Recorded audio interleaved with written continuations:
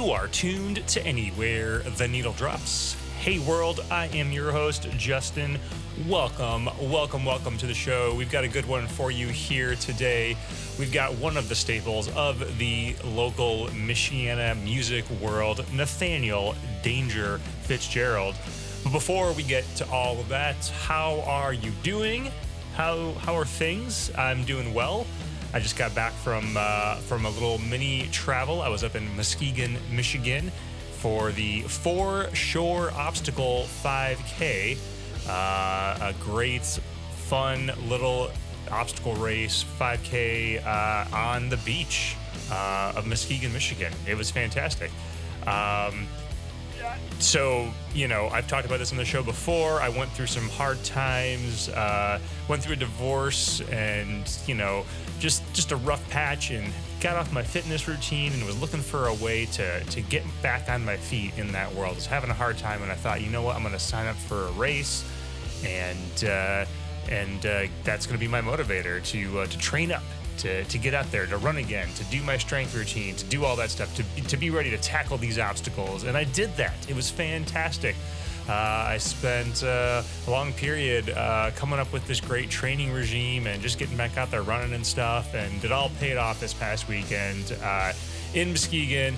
And just had a great time up there, running the race and meeting some locals, checking out some breweries. I went to a hockey game.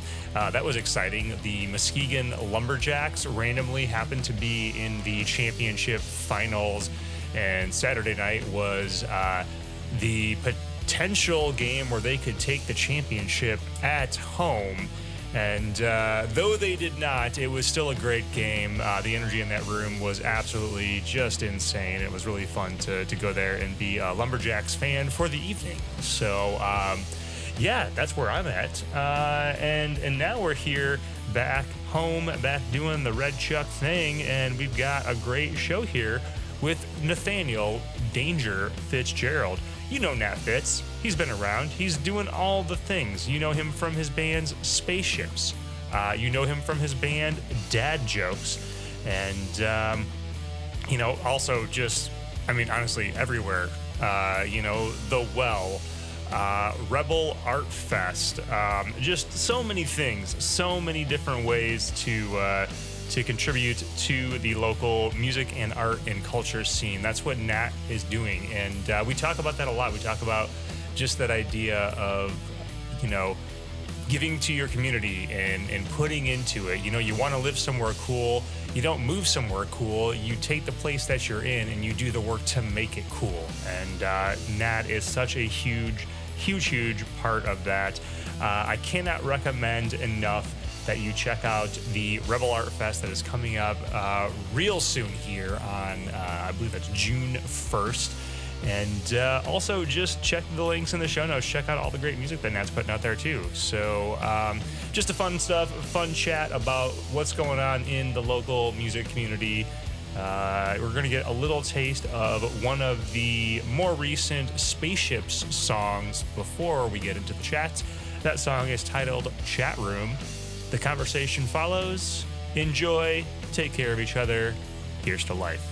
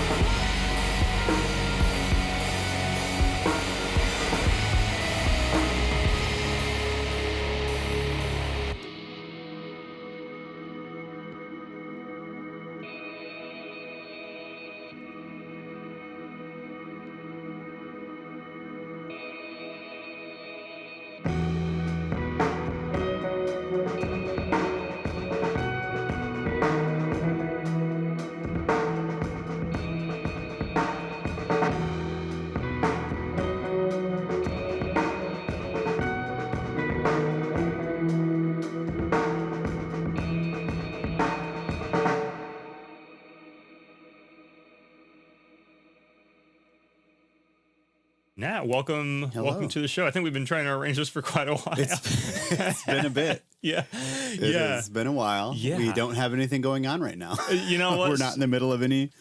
We're in a hiatus, actually. So Okay. it's a weird sort of thing to come on a podcast when you have literally nothing to plug. I think we just booked like the first thing back, but it's not going to be like the first thing back. It's just like, well, someone asks us this, can we do that? Yes, okay. That's been the first thing. We're going to do something else. But if you're asking, why am I here? I don't know. When you, because I invited you pretty much. Because we've been trying to do it for a while. Yeah. When you say which project are we? Spaceships. Okay. Spaceships. Okay.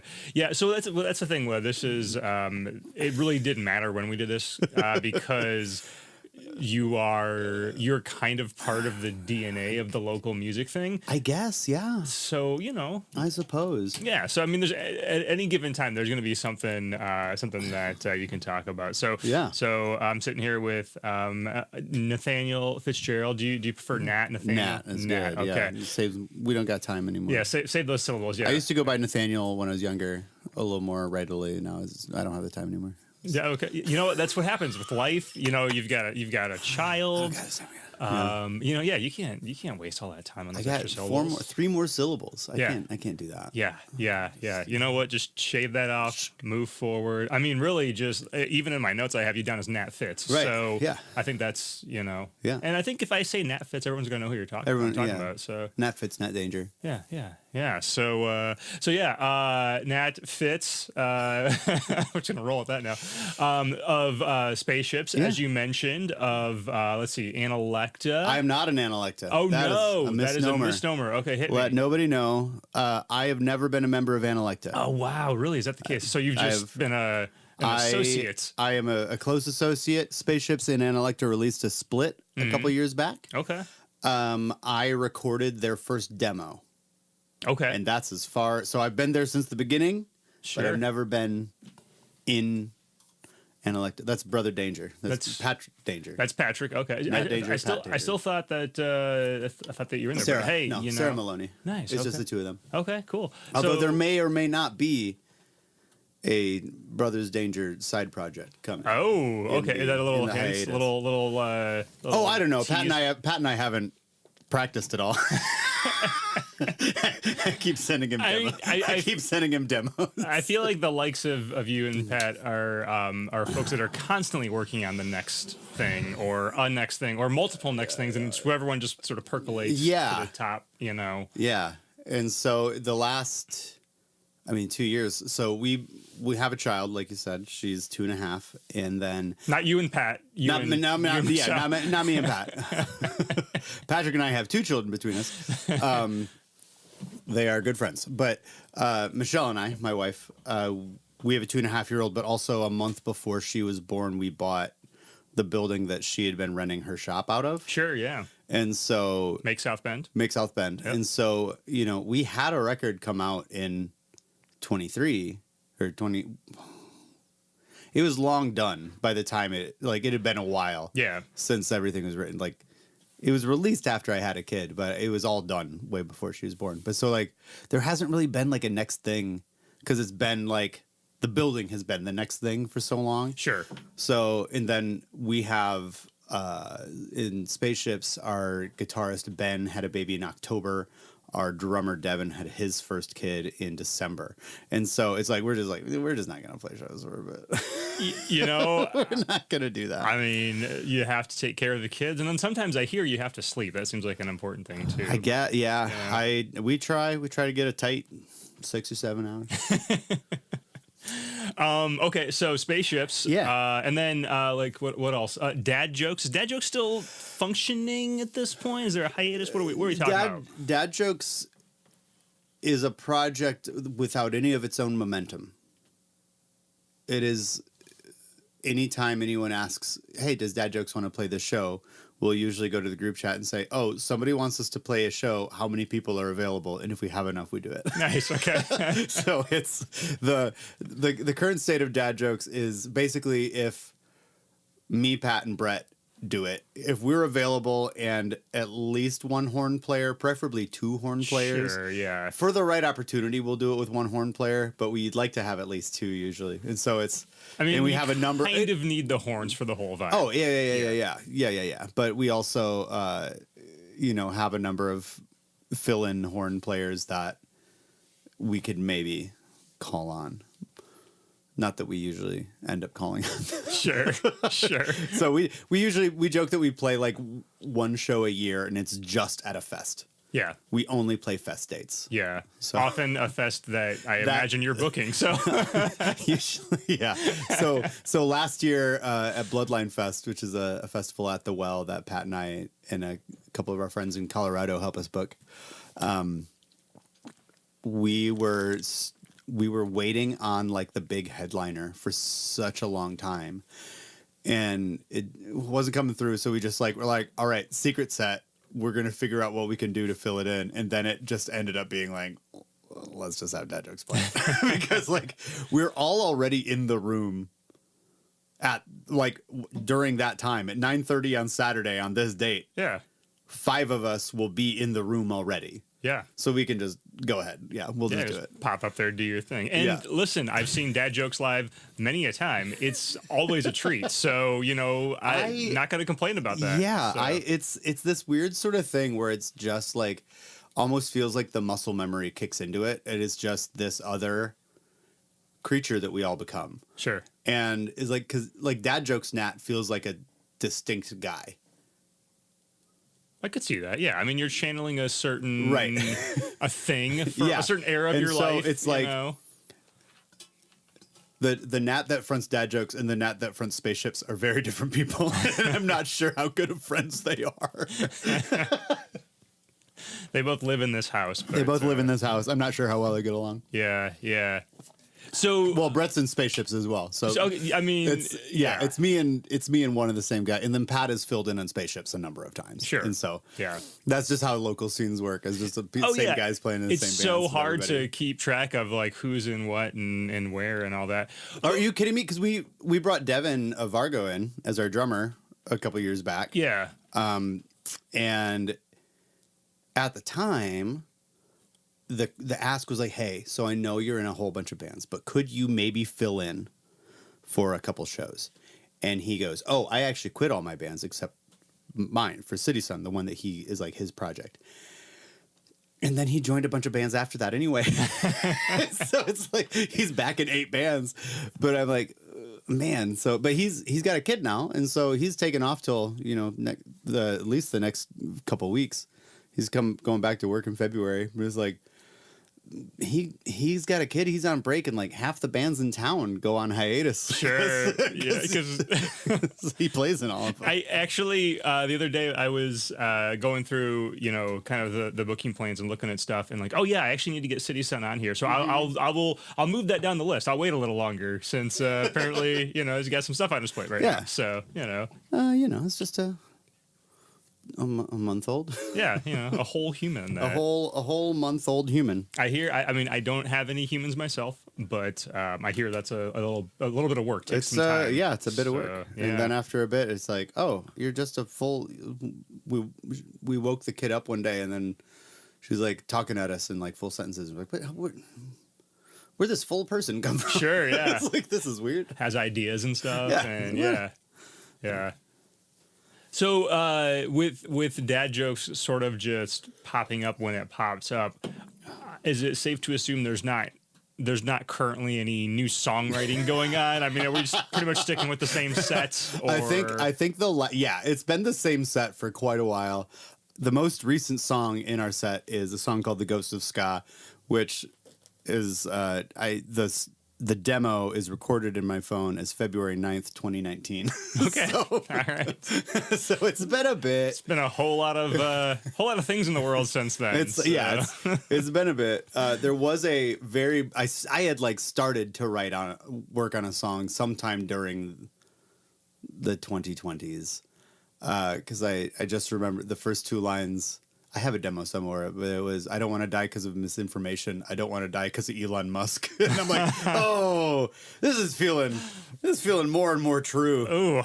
Yeah, you want to hope that goes the other direction. That doesn't become more relevant, but no, it's not. It's going to become even more. It's going to more and more and more. Yeah. Well, let's not dig quite into that hellscape just yet. Yeah. So all right. Well, so no new dad joke songs. I am waiting for the wrestling songs of the AEW era. So I have replaced in live performances of the last several years. And so the funny thing about that is that the first burst of dad joke songs, like when we first got together and started writing stuff, which is really still like 5 of the 7 songs that we play live. Yeah. I've seen the shows. Yeah. It's still the same group of songs. Yeah. It's a good show. I was just getting back into wrestling at that point. Yeah. And so I was unaware in the recorded version of what a terrible human being James Hagsworth was, or a Hellwig warrior. Ultimate Warrior. Yeah. I did not know what a terrible person Ultimate Warrior was. Yes. And so I do have it's been great because ever since I put a song out there that opens with the line "Hulk Hogan's always been an asshole." Anytime he opens his mouth, I can just point to that. I go, boom, listen, I've been saying this for years and years and years. But then that same song says, I'll save my fanboying for one man. Well, maybe Ultimate Warrior too. And they're like, no, I don't want to do that. But I have been replacing that live with, basically since I've gotten back into wrestling. Yeah. So it's most often Darby Allin or Malachi Black. Nice. Which I'm very disappointed that the rumors of him leaving seem to be actually true. Seem to be true. Time. Yeah. Well, but it's okay to do that. So I caught a bunch of shows last year when Drive-By Truckers were on there. It was the 20th or 25th anniversary, whatever it was, for Southern Rock Opera. Yeah. And so I saw them play that live a few times, go through the entire album, and they were actively addressing things in that album that they had learned to be better than since then. And so they would, when they would play it, they wouldn't just change the lyrics. They would often talk about it in between songs leading into it, which was actually really cool because we all evolve, right? Right. So, but I just changed the name. I just have to find a good name that fits in the cadence of the song. Yeah. Timeless. Which is Storm. Oh man. What a reveal. What made you think I'd forgotten? Oh, so good. Woo! So good. Tony Storm. Yeah. We are in possibly a new golden age of wrestling. It remains to be seen, I think. But I think we're 100%. I think even more, just because it's not so bogged down with the competition of the Monday Night Wars. Were because Monday Night Wars were really just 2 companies. And really just 2 guys. Yeah, really. Going at each other. 2 egos specifically smashing into each other. Yeah, it was Vince and Eric Bischoff just kind of going back and forth at each other. And it didn't actually make for that great a television if you watch it back. Like, so much of it's way too topical and like edgy for the sake of being edgy. I have a lot of positive nostalgic memories. I think I'm just going to leave them alone and not revisit. Yeah, but, I watched like the 98 Royal Rumble a few years ago, and then like the Royal Rumble match is iconic. Sure, of course. Like it's the Saturday, right? Yeah. But then I stopped following the Fed. It was really the 3. It was like all like in the span of a week. It was the Extreme Rules match with Finn Balor having the rope break on him as he was about to deliver his finisher to win the match, and then the rope snaps. It's like, come on. So now you have God interfering with the match. Okay, cool. Then it was NXT 2.0, which looked like the set of a Saved by the Bell special episode where Screech tries to wrestle. And then it was the 9/11 weekend show in Queens, where Zelina Vega, who's from Queens, whose father died in 9/11, who had a special ring attire made specifically for this event, had her match got bumped. Ooh, I see. That's not an era while I was watching, right? So yeah, I'm so glad like it was. That. I'm glad for that. It was, okay. Like 21, 22. It just got real. I mean, I just I will say the era that we are in with what AEW has done and Yeah. now that we're kind of in this almost this streaming wars moment that we're Right. in with them, it seems to be elevating the product. I have peeked back into the WWE world since they popped into Netflix, mostly because I have access now. I didn't have cable or anything before. Now I can actually watch it, and they've been putting on some pretty phenomenal programming. And so the whole thing is competition. Competition is always going to bring. Yeah, competition is always going to bring like the better thing in there, which is also like to redirect back. I feel like what's kind of been going on in like this local music scene for a while. Yeah, where because I was having a conversation with Max Nicodemus of I suppose formerly of Superbike. I don't know how much of an asterisk that formerly has on it. Superbike quits a lot, I feel. Mm-hmm. Yeah. It's like the second or third time they announced they were breaking up. And I tell this story all the time, but it was I moved to when I grew up here in South Bend, like this was the area you left. Sure. Like you grew up, and if you wanted to do anything, you'd go somewhere else. And so I went to school in town. I went to Bethel because both sides of my family, going back generations, are all Bethel College alumni. And so I went, and then I was like, well, I want to do music, so I guess I got to leave. So I guess I'm going to go to Chicago and see what I can do there. And right around the same time, a group started popping up that had guys like Pat Quigley, our friend Jonathan Grant. My wife was involved in there. We were dating at the time. And it was basically this group called RPAC. It was River Park Arts Collect. I don't remember if they ever agreed on what the final C was. Sure. Commune or collective or whatever. But they were like, it's not like there's not talented people here. Like it's not there aren't talented poets or singers or painters. It's just they go other places. Yeah. And so if we could build a community here, if we could actually build a sustainable community with infrastructure, with networks that people might stay for. And I said, you know what? That sounds way better than what I'm trying to do out here. Because I was making phone calls to like distribution companies and label reps and licensing firms and whatever else, like all like the nonsense, bogus like business side of things, that I found myself like working on this album that I've been working on for most of my college life and just hating it. And so I was like, you know what? I'm going to leave. I'm going to go back home. That sounds way better than what I'm trying to do over here. So I'll move back and I'll help you all with this. Sure. Yeah. And I was talking with Max the other day about how I wish I could have grown up in the South Bend I built, because there are young bands now that are popping up that are just playing like this incredible stuff because they grew up going to local shows that mattered. Yeah. And I didn't have so I was right in kind of like this desert where the Hoi Polloi was an all ages venue in downtown Mishawaka in the 100 Center. If you know the 100 Center, it's one of the most tragic bits of real estate that I know. It's if you're not from the area, it is just a great kind of like shopping complex area plaza that has since fallen into ruin.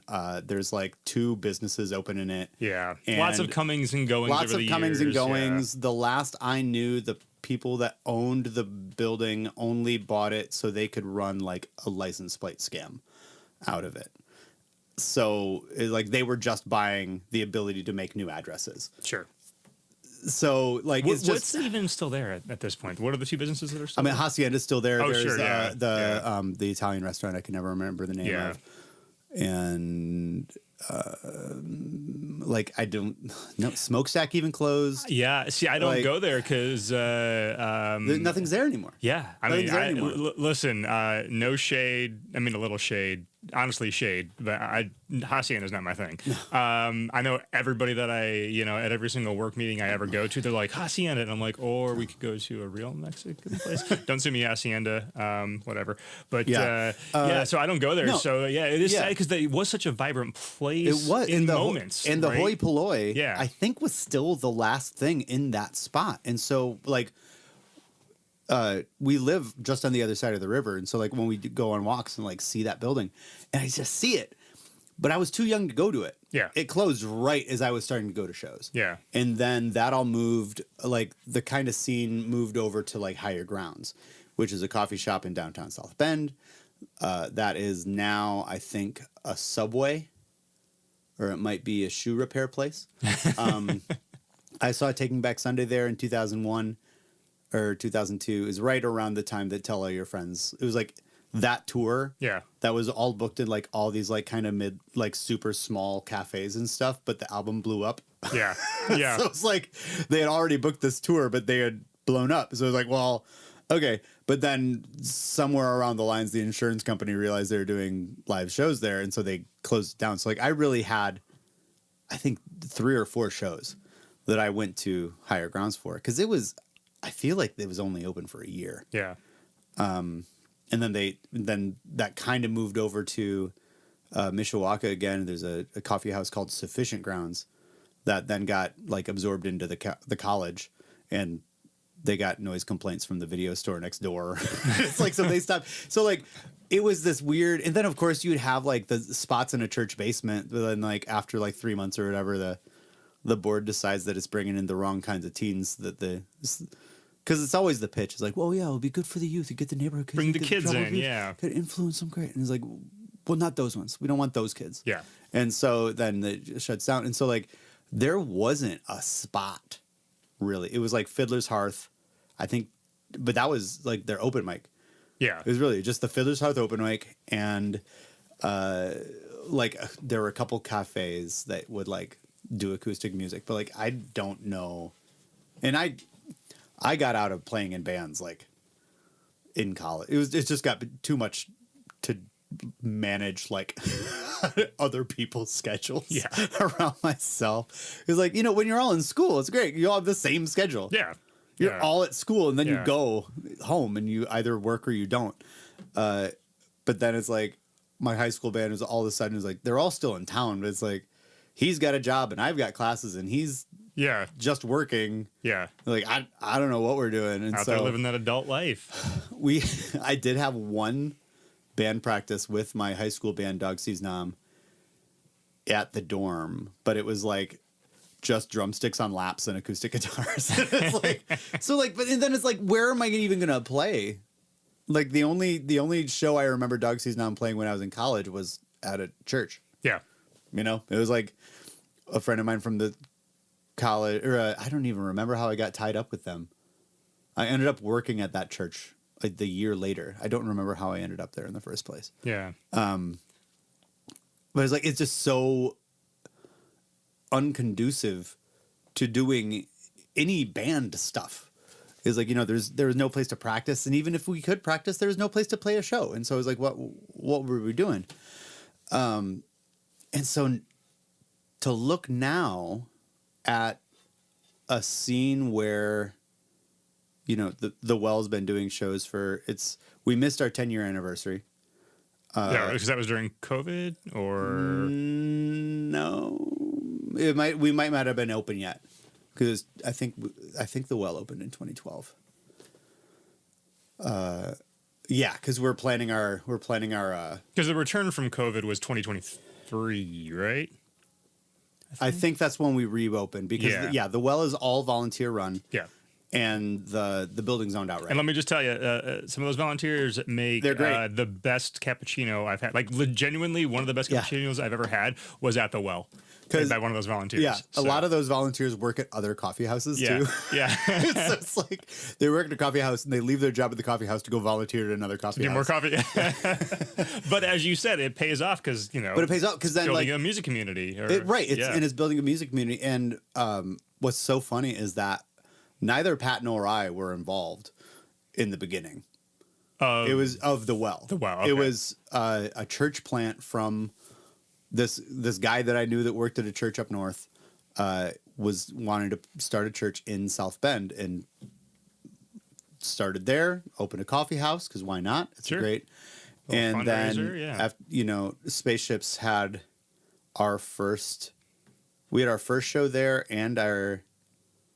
It was the first full band show and our album release for our first record, and I think the album release was the first show that had a full band that they had hosted. So, but then that wasn't even like Pat or I were still not actually involved. Yeah, yeah. I knew Ashley Swanson, the guy who had started the church, and then got to know the woman who was managing this stuff. But then I don't even really remember how Pat got involved in the first place. But that was really where I think it was just like, here's a place we can play. Oh, and then they noticed like, oh, I think he probably just asked if he could book more shows because he toured for a long while. Like he would work a job. He's an engineer. And so he would quit his job, go on tour, and then he'd come back and you just get a new engineering job. Sure. And he kept doing that until he found a job that would let him go on tour when he wanted to. But because of that, he knows so many people who are still in like the mid-level regional to like really super DIY national touring stuff that he said, hey, if you're passing through, Chicago or Detroit or Indianapolis, like if you need a place to route through there, and really kind of put out the word to a lot of his touring buddies, who then they went to their touring buddies, and then they went to their touring buddies. And so now like we've got the point where we just had in November the 4th Bloodline Fest. Yeah. That is a 2-day or a day and a half festival of mostly out of town bands. Yeah. That most of them play the well other times as well. And it's just this thing where just some of the best music I hear these days, but it's like, it's such a shame because like I just wish everybody could hear how good my friends are. Sure. Yeah. Yeah. But but they can. I mean, that is what is changing because now we do have this environment where we have more venues and more opportunities. Yeah. I mean, I'm getting to the point now where when weekends roll around, I'm having to pick and choose between the things that I do as opposed to like there's never a time where I'm like, there's nothing to do. There's no one to go see. It's which one do I go see? Yes, there are a number of times where, and this is simply because there is enough work going into organizing something before you announce it that stuff ends up getting scheduled on the same day a lot. Yeah. And people always freak out like, oh, why can't people just talk to each other? What do we do? Have a group chat with every promoter in town that says, oh, I'm thinking of bringing this band on this date? Yeah. Yeah.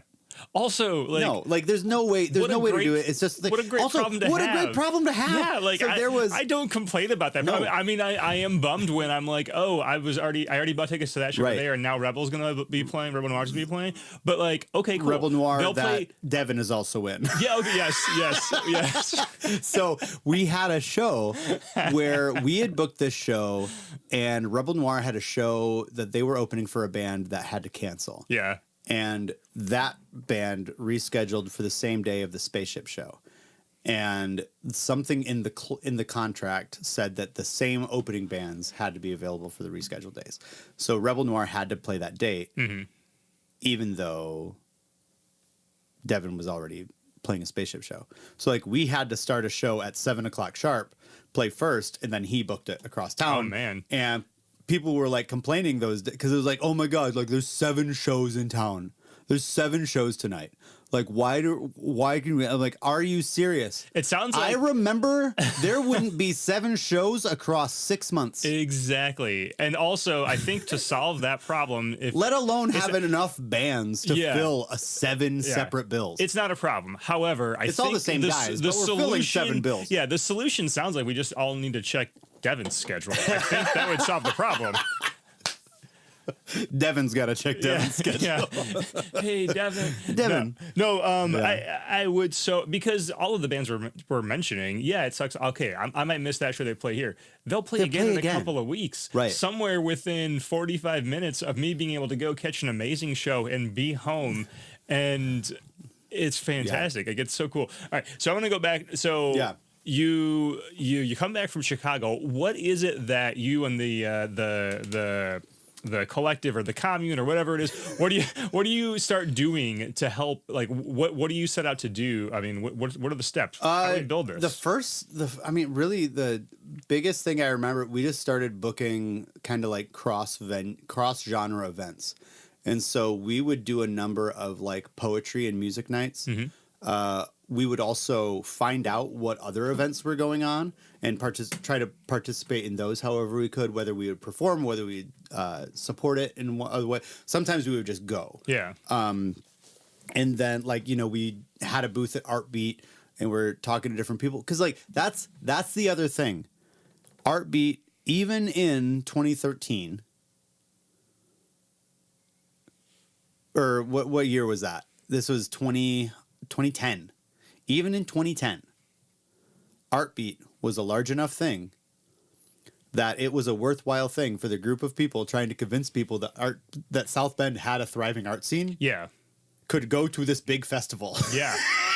Yeah. And talk to all these people. It was like, listen, it's not like there aren't artists here. Look around. Yep. Right. But then it's like, it's so wild because, like, we had people look at us like our heads were on backwards. It was like, you think South Bend can be that kind of town? I was like, yes, I know it can be that kind of town. Yeah. I know it can be that kind of town because look at this. Yeah. Because look at this. And so it was a lot of conversations with that. It was around the same time that Lang Lab was starting. Mm-hmm. And so there were bits of collaboration and things that we were bouncing back and forth with each other. And I mean, obviously, like, it's a lot of work to do stuff, but like, sure. So like RPAC ended up I'm not even totally sure if the official organization lasted a year. Lang Lab has been through all sorts of starts and stops. The building's always been there, always in different states of occupiedness and event planningness. Yeah. Things like that. I think they've got a good handle on the good folks now that are helping some things go on. The last few things I've been to at Lang Lab have just been excellent. Yeah. And so I got this sweater there actually at nice. the New Year's Eve clothing swap. Which is that's where you want to go for your clothing swap. It's the art swap. The art swap at the New Year's Eve event at the Arts Place. That's where you want to go. But even though RPAC dissolved, because like it was one of the board members moved away, and then Jonathan Grant's always back and forth between South Bend and Chicago and South Bend, Chicago and Paris, and he's always kind of circling around. But then, like, it's been really amazing to see what's happened in the years since then. Like, Michelle opened her shop 10 years ago, which she actually found that property because I was playing a show at the Well. Oh, nice. Okay. And she walked over to China House to get food and saw a for rent sign and like called to inquire. And then Jonathan Grant actually owns a house a few blocks away that he like operates as sort of like an artist retreat space for like artist friends of his from Chicago can go and stay there for some time and kind of get away from the busyness. And it's this, nice little house with nice garden and quiet area. You can but go it's out like, and, and even though like the organization failed, quote unquote, like the people who are behind it, the spirit behind it in particular, like we've done it. Yeah. I mean, that helped lay the foundation. It helped lay the foundation. Here's the thing. It was, what year was the first South by South Bend? I think the only year it was actually called South by South Bend. I think 2014. Sounds right. Yeah, 14 or 15. I think. Yeah. Was oh no. We hadn't started the shop yet, so it was maybe 2012, 2013. Okay. Because we started the shop. Oh, was it that early? That doesn't seem. Oh right. no, it might have been 2013 because we did. The shop opened 2015. So it might have been 2013, 2014, because I was still teaching. But like that was the moment where I'm sitting on the gridiron, Rutabaga's playing. I've just played. I'm talking to all these people that like I'm catching up with people that I went to like driving school with. You know, but it's like here we all are like in South Bend with the Rutabaga who opened for Taking Back Sunday at Higher Grounds the time I saw them. And I was there and I was looking around and I was then at the State Theater later that night when they had the close and I was like, this is it. This is what we wanted. Yeah. That was 12 years ago. Yeah. And it's only improved since then. Yeah. You know, and so it's this incredible thing to see how like once you attain the thing that you want it to be, especially in a community standpoint, once the community gets to the point that you feel it needs to be, it's like, okay, well, what happens now? Then all the things that happen when the community is in that state happen, you know? And so that it becomes self-sustaining at a point. Yeah. Because, you know, I was going to say the well could close and local shows will still be happening. The well was closed and local shows were still happening. Yeah. Yeah. You know, we were closed for almost 3 years. Yeah. And well, there's something to hold on to now, right? You know, I mean, there's something to hold on to. It was the weirdest thing. One of our shows after the pandemic, we did play at Smokestack the day Indiana lifted the ban on live performances, which was a terrible idea. Yeah, and it sapped out any desire we had to play another show until we felt better. But we played a show at Krishna Den, which is our buddy Scythe's basement. Just wanted to open up a basement venue. Sure. And there were like 40 or 50 kids I'd never seen at a show and just packed into this basement. Yeah. Down for whatever was happening in the show. Like I've seen metalcore bands play down there. I've seen the Early play down there. You know, like the Early is like a kind of folksy, funky, kind of just middle of the road pop rock group. Mm-hmm. Yeah. They played a like Grateful Dead cover. Yeah. And these kids loved it. Yeah. You know, and the night we played, I was talking to these kids, and they're all asking like, oh man, like when's the next show, whatever. And it happened to be the next show that we had was the first show back at the Well. So I mentioned, I was like, oh yeah, we're playing at the Well in a few weeks. And this kid goes, oh my God, the Well is legendary. Yeah. The Well is legendary. My brother used to go to shows there all the time, but it shut down before I could go. I've never been there.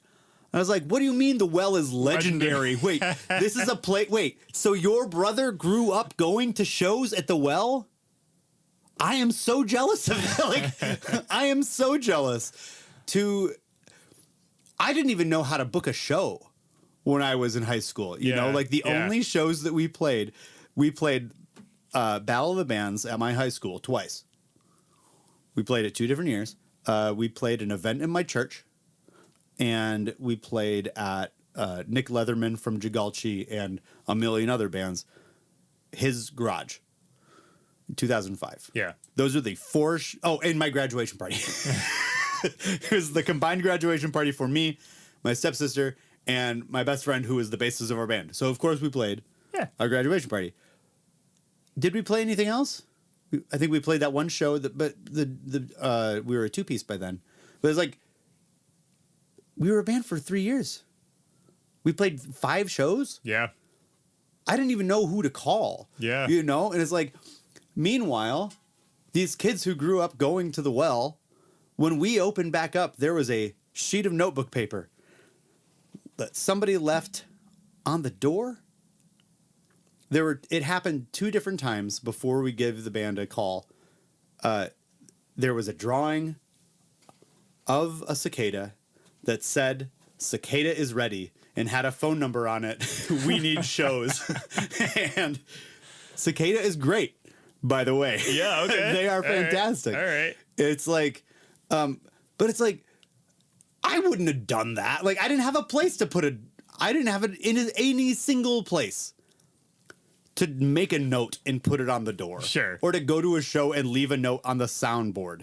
Yeah. They left another note on the soundboard later. Yeah. And it's like, this is what does that and do? you say kids, and that that is the truth. This has now crossed into other generations. They had just graduated high school. Yeah. At the time. I don't even think they had graduated at the time. Yeah. They are freshly graduated now. And that's proof that it is. That was like 2 years ago. Sure, yeah. And that's proof that it is something that's really taking hold, because you've got another generation now that's like, oh, there's something going on here. And you've also got people who maybe they came from this area, or maybe they just had ties to this area, but they're getting a sense of, oh, there's something going on here. Yeah. I need to go back for that. We were talking about Paul, who does sound in his show. He's got this great studio down around the corner, and they ended up here because they had family here.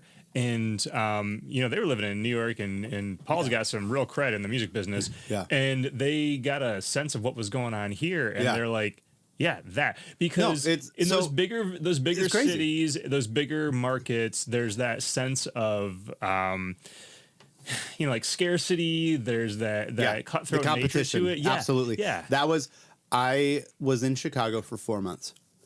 In that time, the only, besides busking, which was also we took my kid to Chicago, December for my birthday. We got a hotel room and took her downtown, and she'd never been to Chicago before, never been to a big city before. We took the train out, which it's 2 hours now on the train. Yeah. They finished the double track. Yeah. I'm never driving to Chicago again. Yeah. Why would you? Why would you? Yeah. I'm never driving to Chicago again. Unless I'm playing a show there. Book us there, please. We've been trying to book it in Chicago for like 8 years. But like, she's seeing buskers, and it was such a thing to be like, oh yeah, Ellie, that used to be Daddy's job.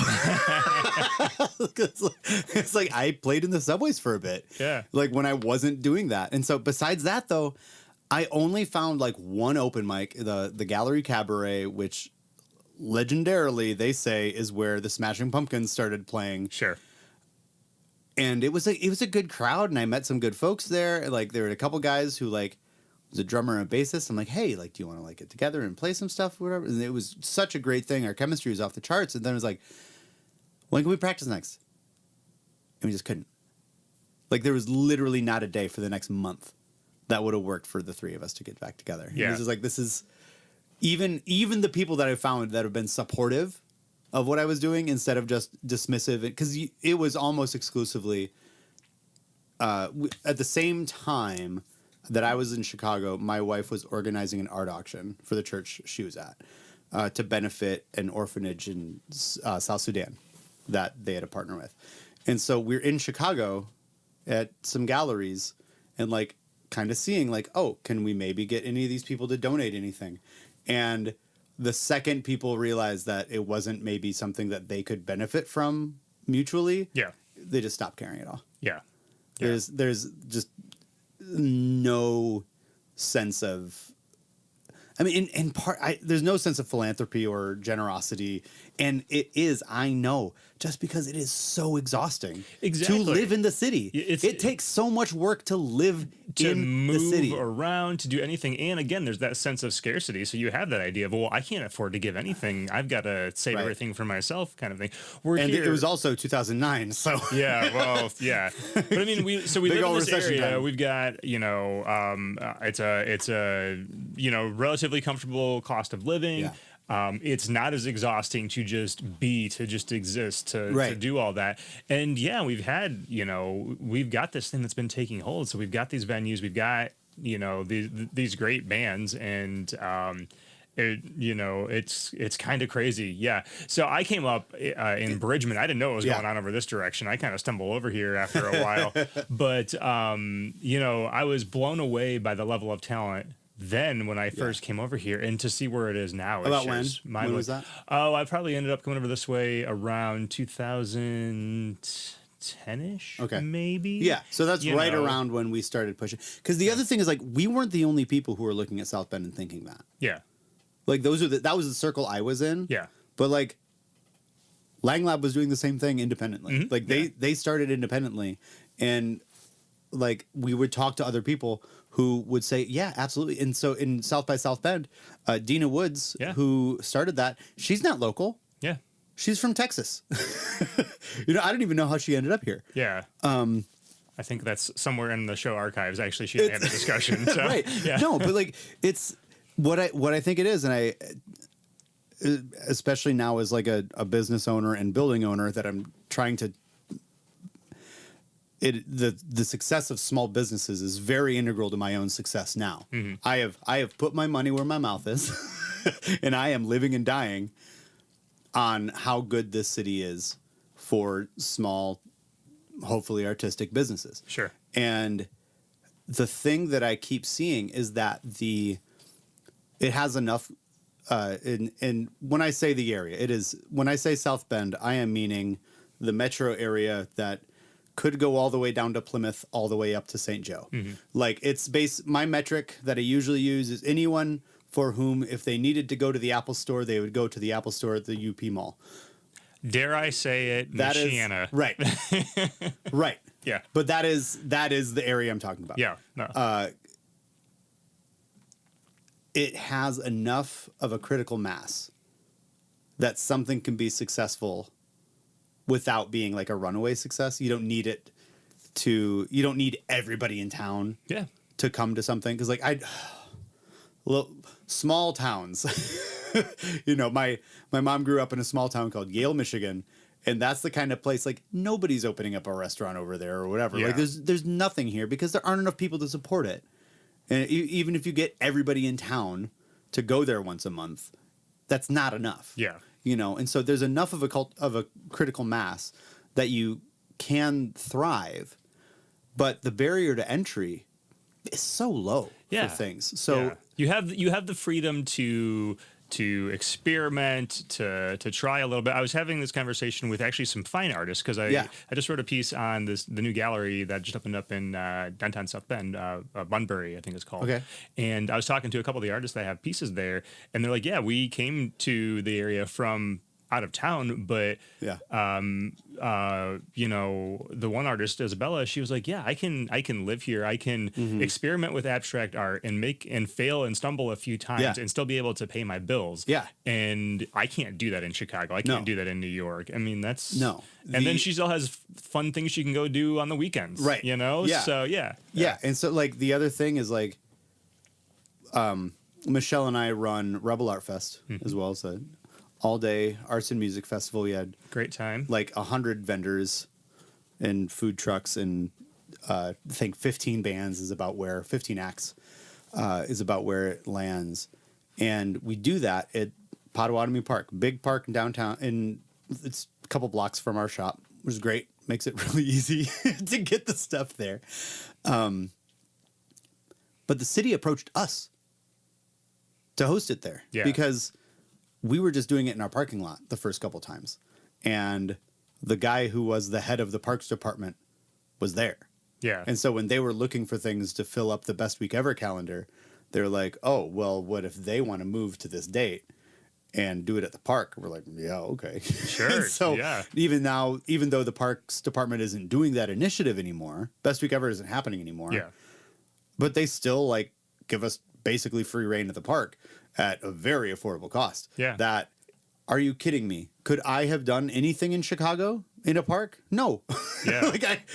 Look how big that festival is. I mean, I didn't make it to last year's it's huge. Rebel, but I've been there like many previous years in a row, and every time I've been there, it's just been like, wow, is it bigger? Holy shit. The answer is yeah. Yeah, and then like so you have all these great vendors you can check out. You get great food right there, and then you sit there and watch a bunch of amazing bands all day long. All local, like strictly local. Yeah. It's so cool. The bands are very strictly local. The very first year was almost exclusively bands who were in River Park. Yeah.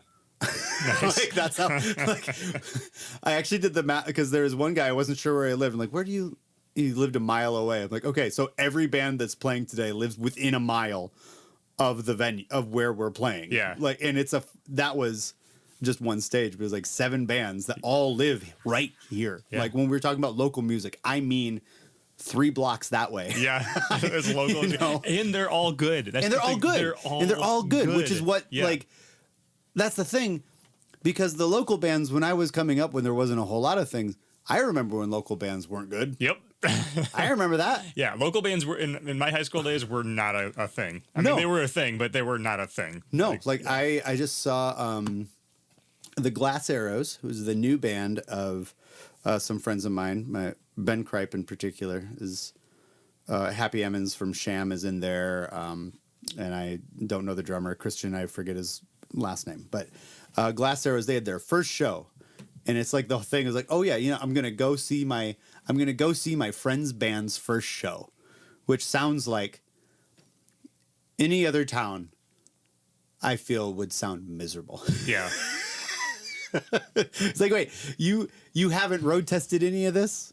We're the guinea pigs on it. We're gonna, okay, sure, yeah, I'll listen to your crappy local band. And then it's like, wait, no, but like, wait, this is their first show. Yeah. This is all right. And I think part of that is also like, there is so much information about the process of writing music that is like from any level, just freely available. I came up learning guitar with tab crawler and trying to like time my CD in the right place. You know, it's like I would download a text file that someone put up thinking that this was the guitar solo for Stairway to Heaven. And you're like, this isn't it, but let me see how close it is. And let me see how I can go. And now you could, it's all just there. And I would have killed to have learned a guitar from YouTube. Yeah. When I was younger. On your phone. On my phone, yeah. Which like, I understand I wouldn't play guitar like I do if I do that, because it's my style of playing is just ludicrous. I am having a kid makes you think more introspectively about a lot of things. I imagine, yeah. Yeah. And so almost any time I'm playing guitar, I'm like, why am I doing this? Like, why is this the choice I'm making with this chord shape? Like, why am I playing it this way? It's like, well, I had no idea what I was doing when I was learning how to play guitar.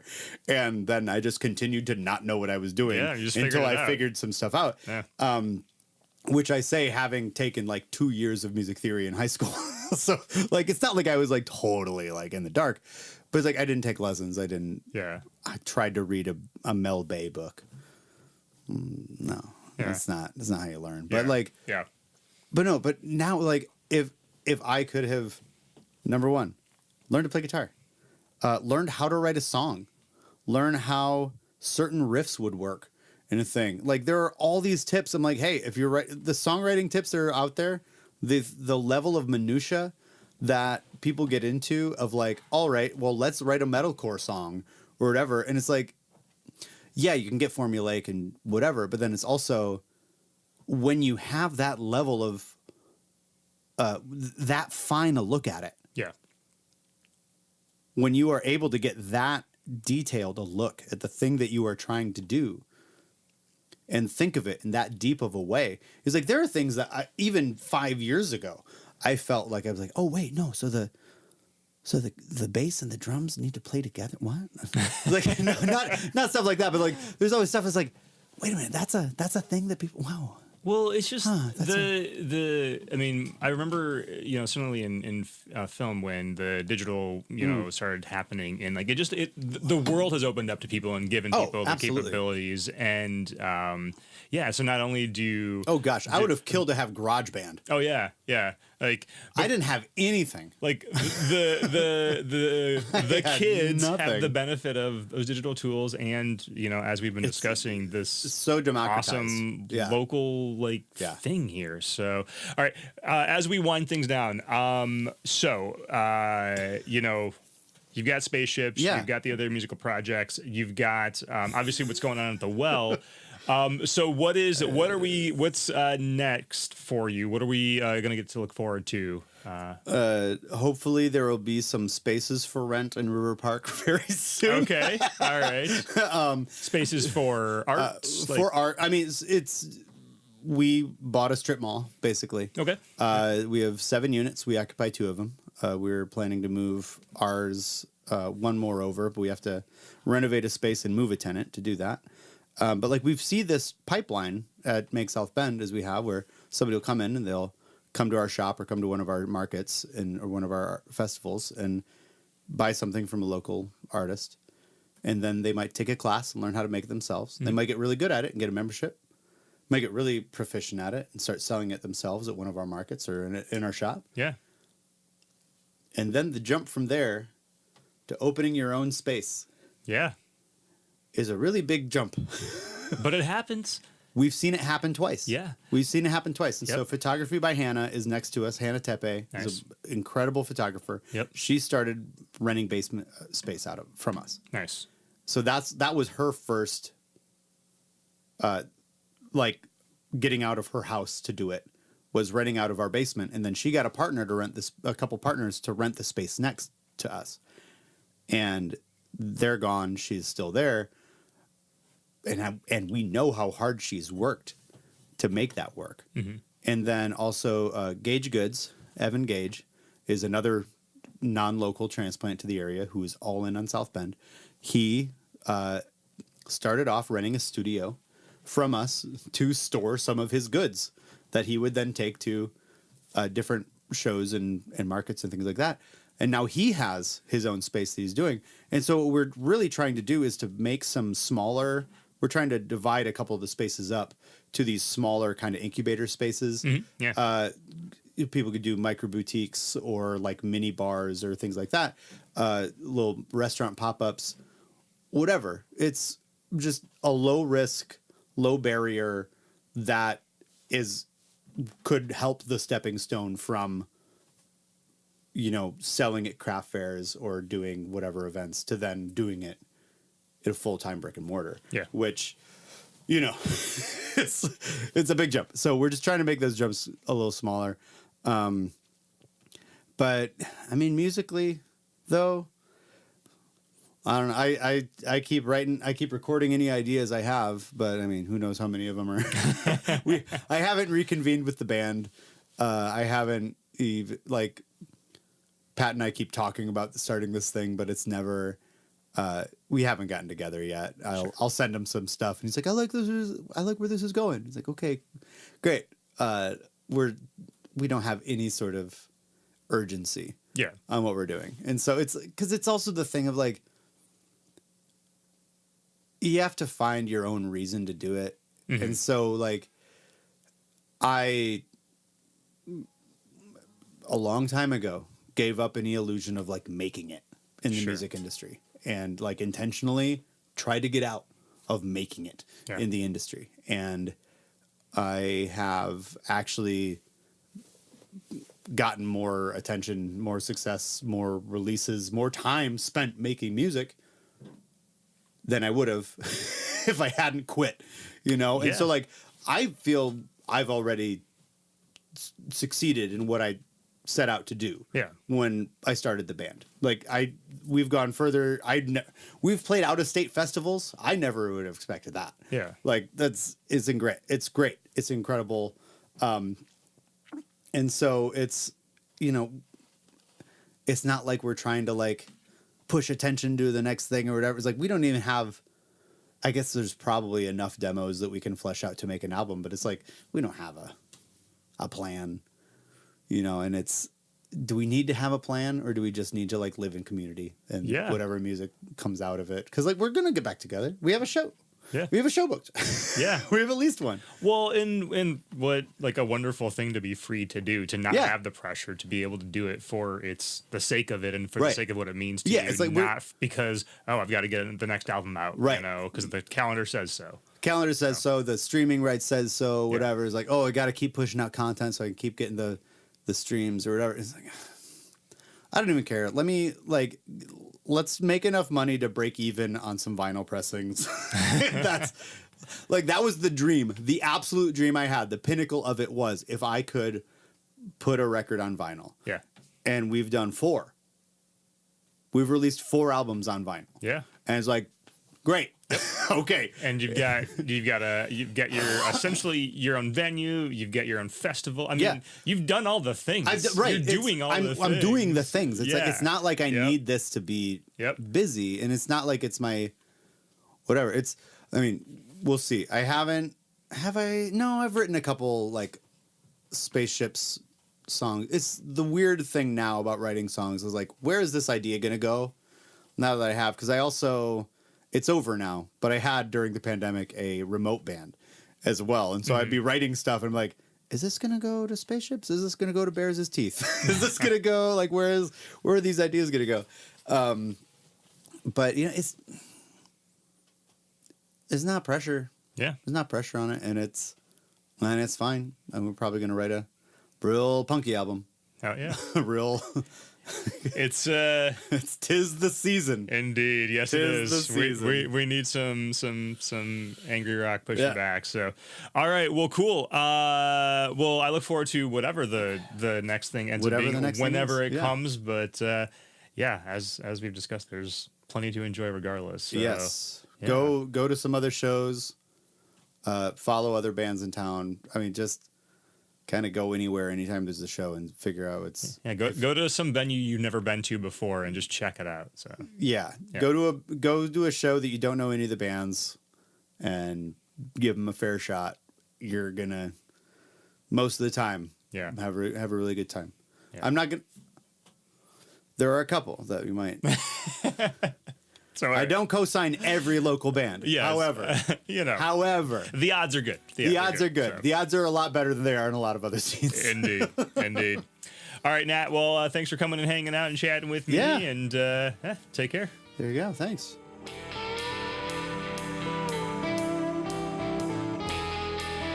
You've been listening to Anywhere the Needle Drops from Red Chuck Productions.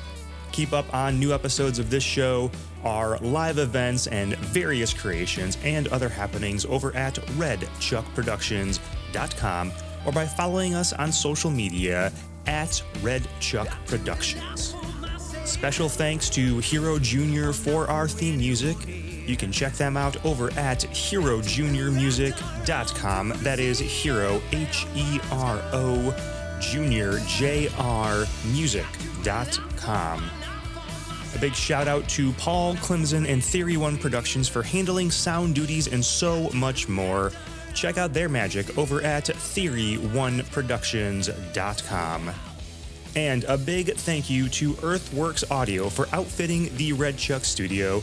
See their microphones and their other products over at earthworksaudio.com. Be sure to support all of our guests by visiting their websites, social media, clicking that subscribe button, seeing them live, and checking out their merch stores. Give musicians and artists your money. We'll be back with the next episode. Until then, thank you for your time. Here's to life.